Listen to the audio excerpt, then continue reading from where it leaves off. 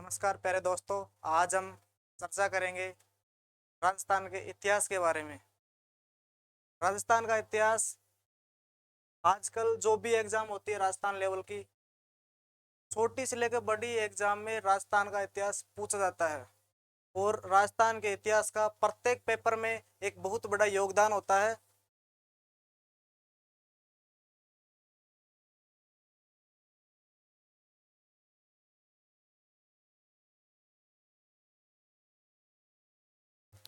हम पुराने समय में राजस्थान को कैसे देखा जाता था, जो हम राजस्थान का इतिहास पढ़ रहे हैं उसका वर्तमान समय में क्या महत्व है, हम क्यों पढ़ रहे हैं, ये सब बातें हम सबको पता होनी चाहिए। देखिए, हम राजस्थान का जो इतिहास पढ़ रहे हैं उसमें अगर अपन को समझने के लिए पहली बात अपन को राजस्थान का मैप का एक ओवरव्यू होना चाहिए।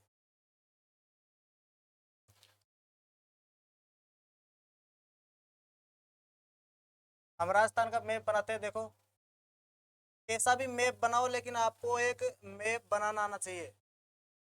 इससे प्रत्येक टॉपिक को आपको सहूलियत रहेगी। ये राजस्थान का मैप है। इधर पूर्व दिशा, तो इधर पश्चिम, इधर उत्तर, इधर दक्षिण।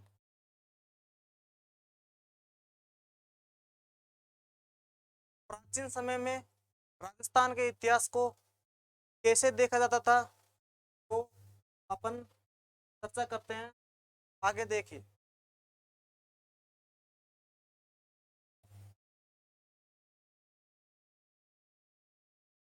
तो ये राजस्थान शब्द है,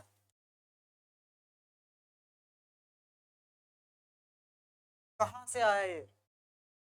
तो राजस्थान शब्द की उत्पत्ति अगर अपन देखें तो एक बहुत ही प्राचीन वेद है।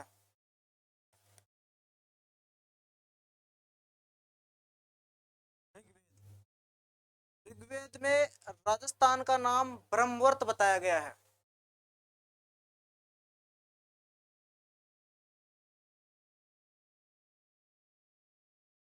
ब्रह्मवर्त का मतलब होता है एक बहुत बड़ा क्षेत्र।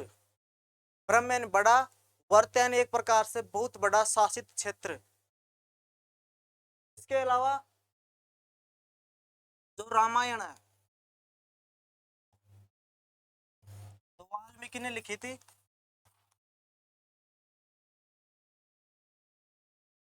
वाल्मीकि की रामायण में राजस्थान का नाम एक मरुकंतार,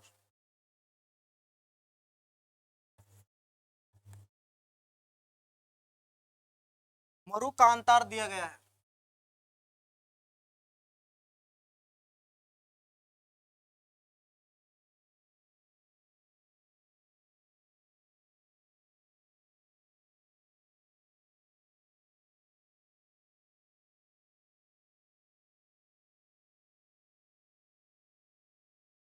मरुकांतार का मतलब भी आपको पता होना चाहिए। मरुकांतार होता है मरुस्थलीय क्षेत्र।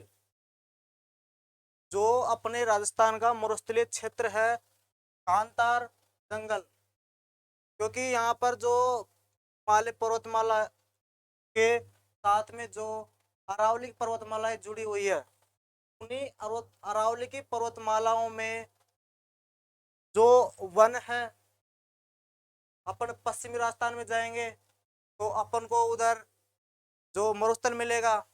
तो उन दोनों शब्दों से ही इस मरुकांतार शब्द की उत्पत्ति हुई है, यानी मरुस्थल के वन। उसके बाद में पूर्णोत नैन्सी का नाम आपने सुना होगा राजस्थान के इतिहास में।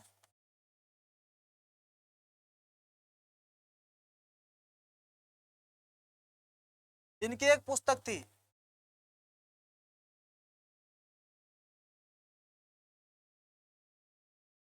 नैन सीरी ख्यात।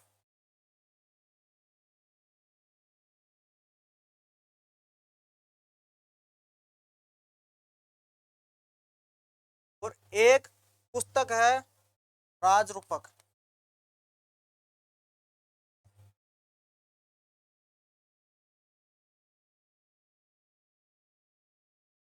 जो है वीरवान की।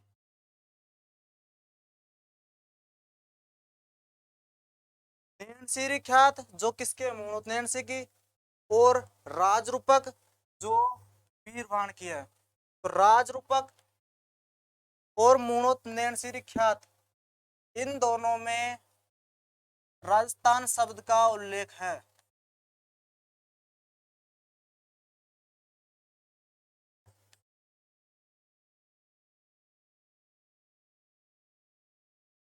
तो एक बार अपन रिवाइज करते हैं कि राजस्थान शब्द की उत्पत्ति कैसे हुई। राजस्थान शब्द की उत्पत्ति अपन प्राचीन समय में देखा जाए तो ऋग्वेद, जो एक भारत का और विश्व का प्राचीन ऐतिहासिक स्रोत माना जाता है, उसमें राजस्थान को ब्रह्मवर्त बताया गया है। उसके बाद में अपन चलते हैं रामायण पे, जो कि वाल्मीकि द्वारा लिखी गई है। उसमें राजस्थान का नाम मरुकांतार बताया गया है। उसके बाद में अपन चलते हैं तीसरे स्रोत पे, मूणोत नैणसीरी ख्यात और राजरूपक, दोनों में राजस्थान शब्द का उल्लेख है। इसके बाद में अपन आगे चलते हैं। आपने अब जैसे जैसे अपन, ये तो प्राचीन इतिहास की बात हो गई। अब जैसे जैसे अपन आगे के इतिहास में बढ़ते जाते हैं तो उसमें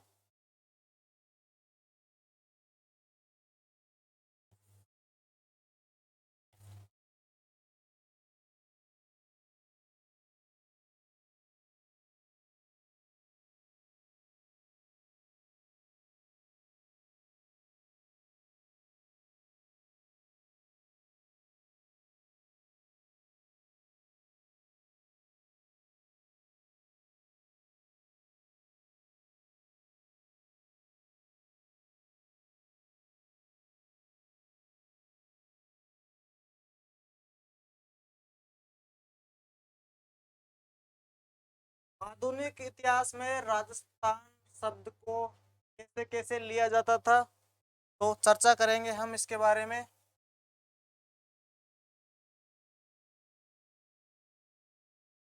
तो एक अंग्रेज अधिकारी थे, जिस टाइम पर अपने देश में अंग्रेज आए, अंग्रेजों ने शासन किया, उसी समय पर एक अधिकारी थे, नाम है जॉर्ज थॉमस।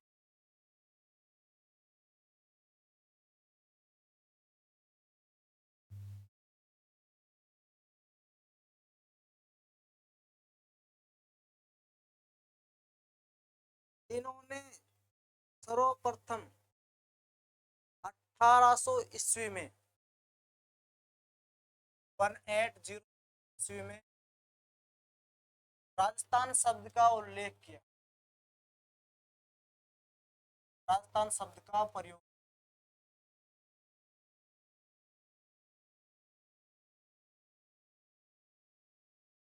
उसके बाद में अपन चलते हैं कि इन्होंने तो केवल लिखित रूप में नहीं किया था,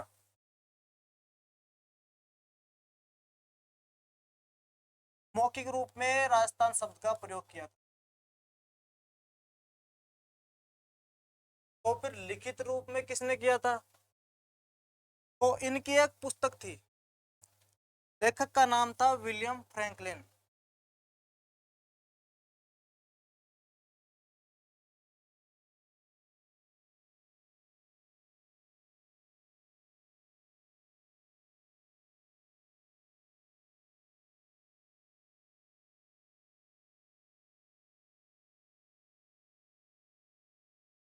विलियम फ्रैंकलिन, विलियम फ्रैंकलिन का लगाव जॉर्ज थॉमस से बहुत ही ज्यादा था।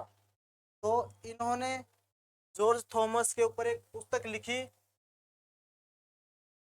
उसका नाम था history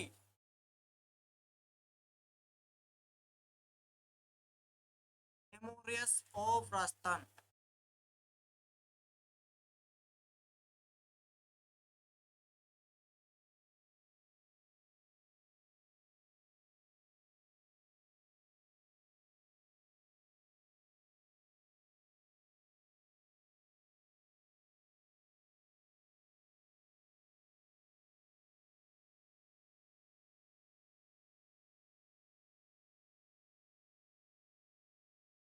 military memorials of George Thomas, जो विलियम फ्रैंकलिन की पुस्तक है, जो इन्होंने जॉर्ज थॉमस के ऊपर ये पुस्तक लिखी थी। पुस्तक में इन्होंने राजस्थान शब्द का उल्लेख लिखित रूप में किया।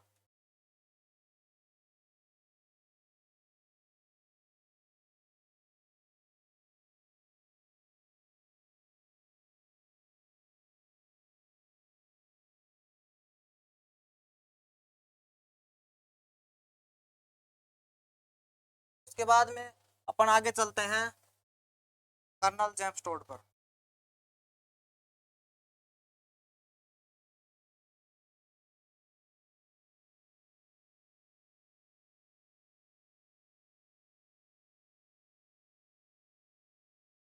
कर्नल जेम्स टोड राजस्थान के इतिहास के जनक माने जाते हैं। इनको राजस्थान का इतिहास का जनक क्यों कहते हैं? क्योंकि इन्होंने राजस्थान में एक पॉलिटिकल एजेंट के रूप में अपनी सरकारी सेवा को निभाते हुए इन्होंने राजस्थान के इतिहास को अपने शब्दों में, अपनी पुस्तकों में, प्राचीन पुस्तकों के द्वारा संग्रहित करके राजस्थान के इतिहास का बहुत ही सुंदरमय उल्लेख किया। इसलिए राजस्थान के इतिहास के जनक के रूप में कर्नल जेम्स टोड को जाना जाता है। तो इनको राजस्थान के इतिहास का जनक कहते हैं।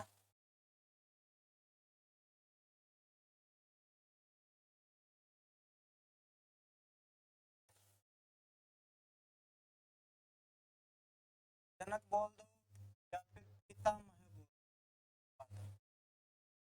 क्यों बोलते हैं मैं आपको भी जस्ट बता दिया। क्योंकि एक पुस्तक थी, annals and antiquities of Rajasthan, जो कि 1829 में लिखी गई।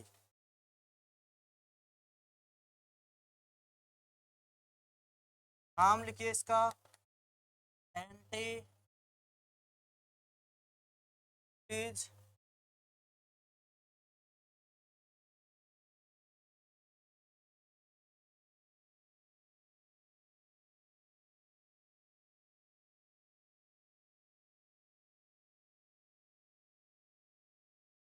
एनाल्स एंड एंटीक्विटीज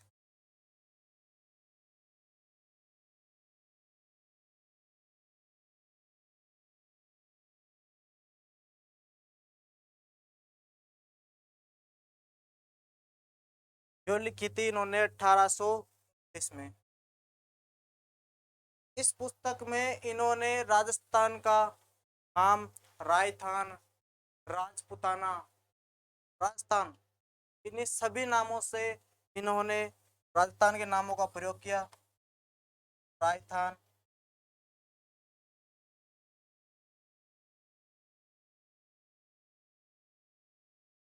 राजपुताना,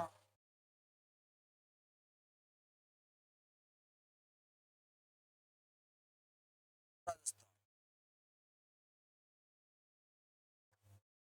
फिर इसकी पुस्तक कलम जेस्टोड की पुस्तक थी, annals and antiquities of Rajasthan.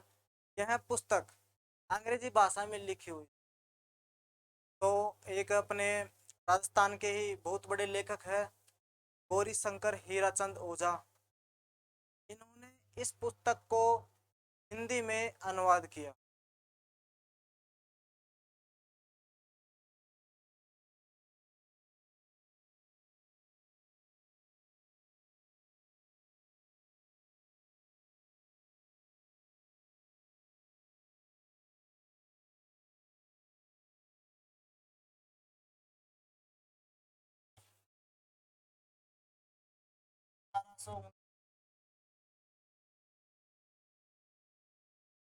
पुस्तक का हिंदी अनुवाद किया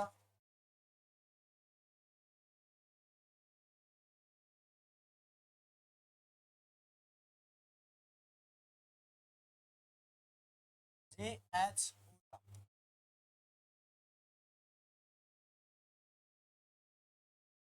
गौरीशंकर हीराचंद ओझा। इन्होंने इस पुस्तक का हिंदी में अनुवाद किया और नाम रखा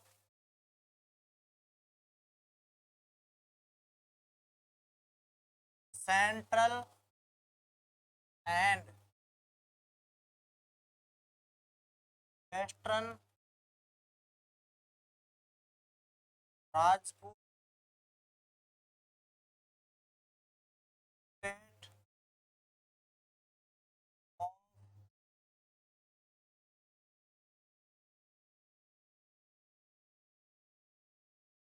ओझा ने इस पुस्तक का अनुवाद किया।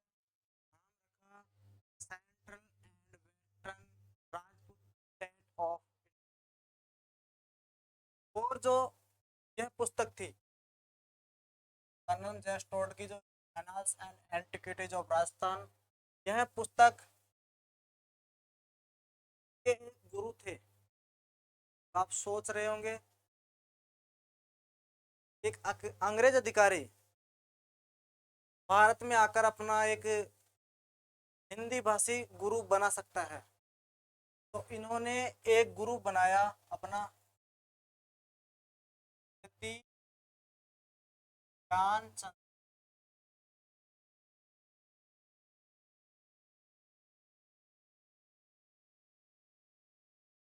और यह पुस्तक यति ज्ञानचंद को इनके गुरु थे, इनको समर्पित कर दिए। तो अपन एक बार रिवाइज कर लेते हैं ब्रेक लेके।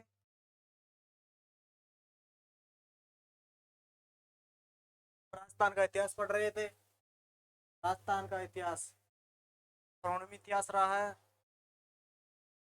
अपन को राजस्थान का मोटा मोटा एक मैप बनाना भी आना चाहिए, इससे राजस्थान के इतिहास ज्योग्राफी सभी को समझ सरलता रहेगी।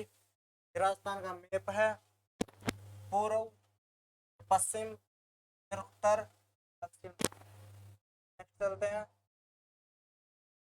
अपन राजस्थान शब्द की चर्चा कर रहे थे। ऋग्वेद में राजस्थान को ब्रह्मवर्त बताया गया है, रामायण में मरुकांतार बताया गया है, और नैन्सी ख्यात और राज रूपक में राजस्थान शब्द का प्रयोग किया गया है। आगे चलते हैं। आधुनिक इतिहास के रूप में देखें तो जॉर्ज थॉमस ने 1800 ईस्वी में एक राजस्थान शब्द का मौखिक प्रयोग किया। फिर विलियम फ्रैंकलिन, इन्होंने एक पुस्तक लिखी military warriors of George Thomas. इस पुस्तक में राजस्थान शब्द का लिखित रूप से उपयोग किया गया है। उसके बाद में कर्नल जेम्स टोड, जिनको राजस्थान के इतिहास का जनक या पितामह कहा जाता है, इनकी एक पुस्तक थी annals and antiquities of Rajasthan. इस पुस्तक में राजस्थान के बारे में राजस्थान, राजपुताना और राजस्थान जैसे शब्दों का प्रयोग किया गया।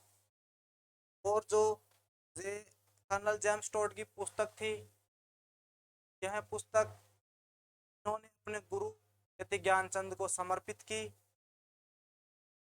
और कर्नल जेम्स टोड की पुस्तक का हिंदी में अनुवाद गौरीशंकर हीराचंद ओझा ने किया। और पुस्तक का नाम सेंट्रल एंड वेस्टर्न राजपूत स्टेटों रखा। तो हिंदी पढ़ने वालों के लिए उन्होंने सरल कर दिया। अब अपन नेक्स्ट चलते हैं। मोटा मोटा राजस्थान का ओवरव्यू देख लिया इतिहास का। और एक शिलालेख है,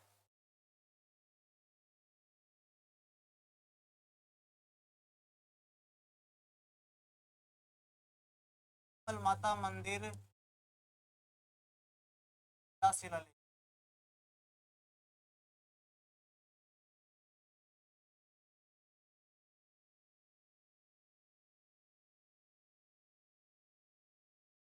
जो कि खीमल माता मंदिर कहाँ है, सिरोही में।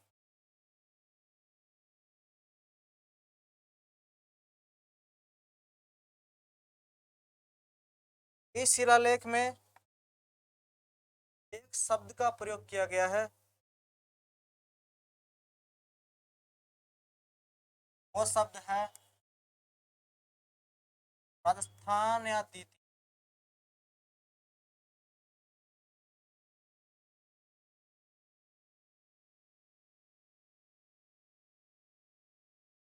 और यह शिलालेख 625 ईस्वी का है। इस शिलालेख में राजस्थान या द्वितीय शब्द का प्रयोग किया गया है। अब इस बात की पुष्टि नहीं हो पाई है अब तक कि यह शब्द एक व्यक्ति के संदर्भ में उपयोग किया गया है या फिर एक क्षेत्र के संदर्भ में उपयोग किया गया है, लेकिन इस शिलालेख की राजस्थान आदित्य है। आगे चलते हैं। अब अपन बात करते हैं मौर्य काल के आसपास, जो वैदिक काल के पास में जो महाजनपद काल था, उस महाजनपद काल में अपना भारतवर्ष पूरा 16 जनपदों में बटा हुआ था। इसमें अपने राजस्थान में एक महाजनपद था। बात करते हैं महाजनपद काल में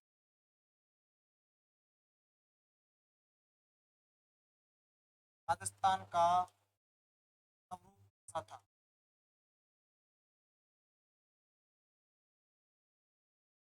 तो देखिए, जो अपना ये राजस्थान है, राजस्थान में उस समय एक महाजनपद था जिसका नाम है मत्स्य महाजनपद।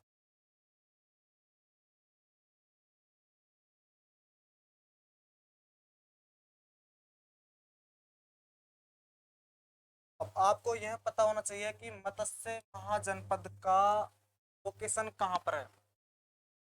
तो जो अभी का अलवर,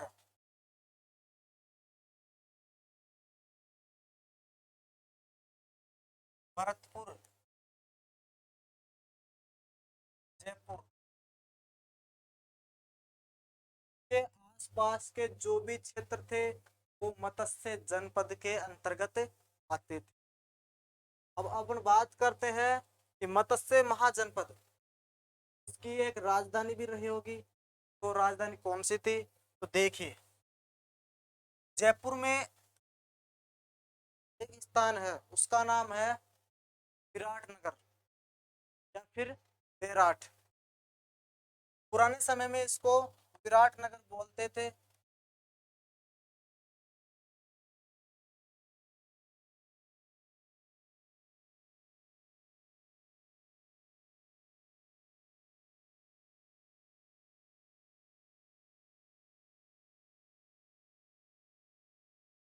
जो कि मत्स्य महाजनपद की क्या है, राजधानी है। और इसी विराटनगर में पांडवों ने अपना अज्ञातवास बिताया था, ये भी आपको पता होना चाहिए। तो इसका इतिहास से बहुत ही प्राचीन संबंध रहा है। इसके अलावा अपन बात करते हैं महाभारत थी।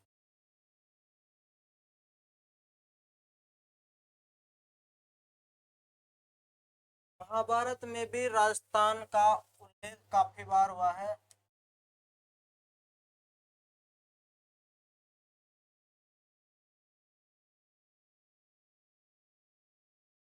तो महाजनपद काल के समय मत्स्य महाजनपद, जो कि अलवर, भरतपुर, जयपुर, दौसा, इन्हीं क्षेत्रों के आसपास को मत्स्य महाजनपद कहा जाता था।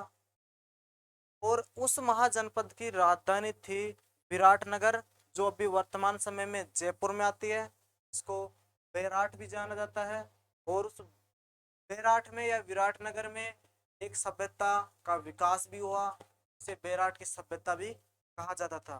तो ये अपन जब आगे पढ़ेंगे जब चर्चा करेंगे बेराट सभ्यता पर।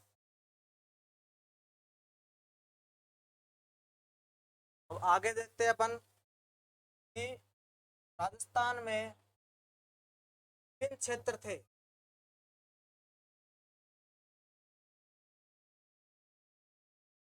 उनको किस किस नामों से जाना जाता था। तो आपने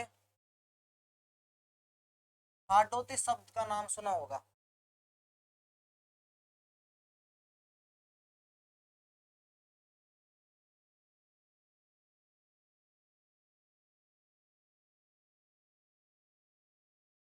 पहन दूसरा,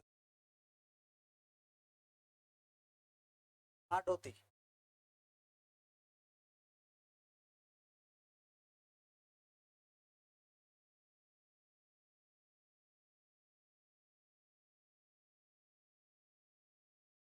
तो हाडोती है शब्द चर्चा इधर जब अपने तो उत्तरी पूर्वी राजस्थान है में होगी। तो अभी वर्तमान समय में हाडोती, कोटा, बारा, दी, झालावाड़, इन चारों जिलों को सम्मिलित रूप से हाडोती कहा जाता है। और हाडोती शब्द की उत्पत्ति हाडा शब्द से हुई है।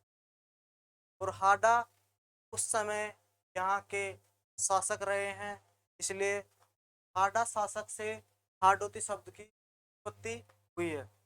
उसके बाद में अपन चर्चा करेंगे ढूंढाड़ की।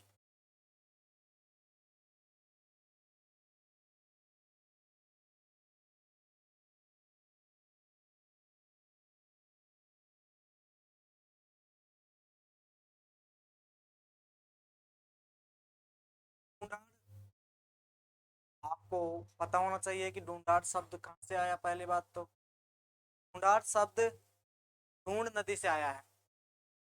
और ढूंढ नदी का प्रवाह है जयपुर दौसा के आसपास ही माना जाता है। इसमें तो जयपुर है, दौसा है, टोंक है, सीकर है, ये क्षेत्र ढूंढाड़ के अंतर्गत आते थे। और इस क्षेत्र में कछवाहा राजपूतों का शासन रहा है। इसके बाद अपन चर्चा करेंगे, अपन फिर उत्तर में चर्चा करते हैं। इस क्षेत्र का नाम प्राचीन समय में महाभारत काल के समय अयोध्या ही था।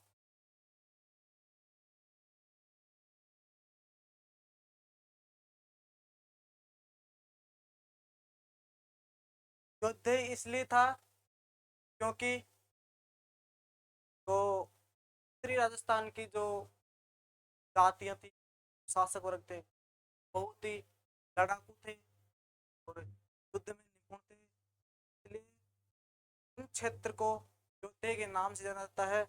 और इस क्षेत्र में गंगानगर और हनुमानगढ़ दोनों जिलों निश्चित रूप से आते हैं।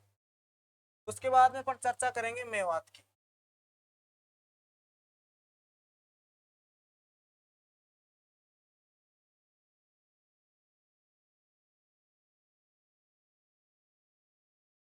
तो मेवात अभी वर्तमान में जो अलवर भरतपुर का क्षेत्र है उसको मेवात के नाम से जाना जाता है।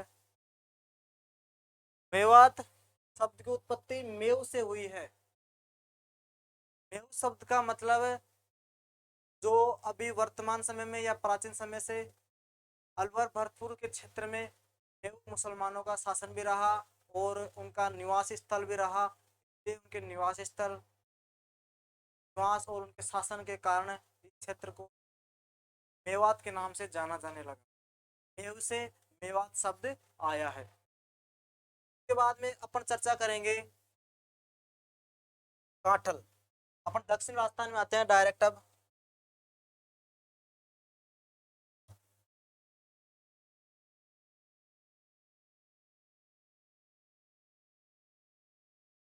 इसका नाम है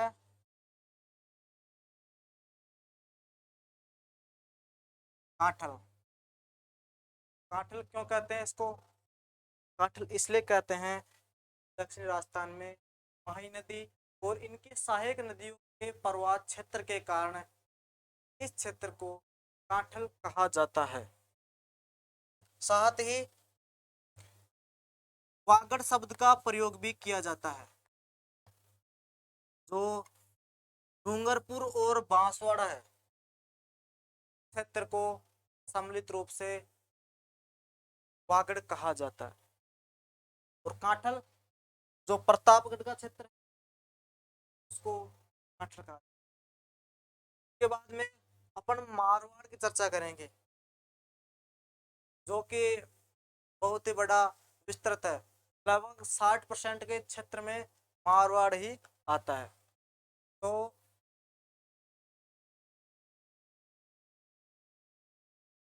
इधर का जो क्षेत्र यह है मारवाड़ के क्षेत्र में आता है।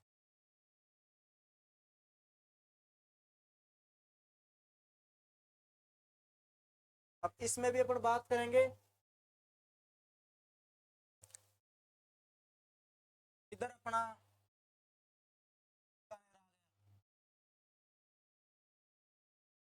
जैसलमेर आ गया, बाड़मेर आ गया। तो ये क्षेत्र जो मरुस्थलीय क्षेत्र है उसको ही मारवाड़ कहा जाता है। अब अपन बात करते हैं तोरावाटी। तो तोरावाटी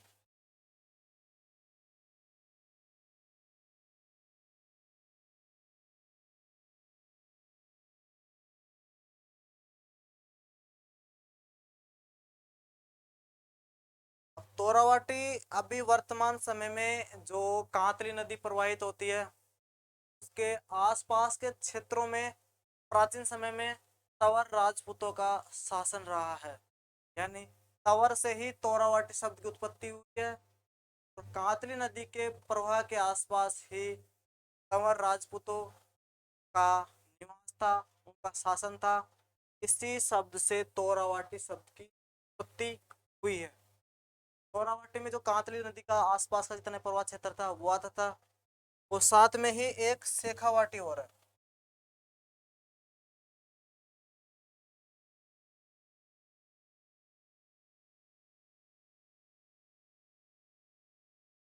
शेखावाटी में शेखा राजपूतों का शासन माना जाता है। तो शेखा राजपूतों का शासन होने के कारण को शेखावाटी ही कहा गया। और वर्तमान समय में शेखावाटी सीकर, चूरू, झुंझुनू इन तीनों जिलों में विस्तृत है। फिर अपन बात करते हैं मेवाड़ की। अगर राजस्थान के इतिहास पढ़े और मेवाड़ का नाम न सुने ये हो ही नहीं सकता पॉसिबल। तो मेवाड़, इसका इतिहास बहुत ही स्वर्णिम सौरव गाथा के साथ में बहुत ही रोचक इतिहास रहा है मेवाड़ का। इन्होंने स्वाभिमान के खातिर सब कुछ त्याग दिया मेवाड़ वालों ने। तो मेवाड़ की ओर तो राजस्थान में कोई नहीं कर सकता। मेवाड़ क्षेत्र में उदयपुर हुआ, राजसमंद हुआ, चित्तौड़गढ़ हुआ, इसके आसपास के और भी क्षेत्र थे वो सभी मेवाड़ के अंतर्गत आते थे। और यहाँ पर मेवाड़ में जो शासन था वो राणाओं का था। इसके अलावा बीकानेर में और मारवाड़ जो कि जोधपुर, बीकानेर जोधपुर दोनों में राठौड़ों को शासन था जो भी एक राजपूत जाति थी। अपन बात करते हैं सिरोही के आसपास के क्षेत्र की। ये अपना सिरोही का आसपास का क्षेत्र आ गया। इस क्षेत्र को देवड़ा पाटी के नाम से जाना जाता है।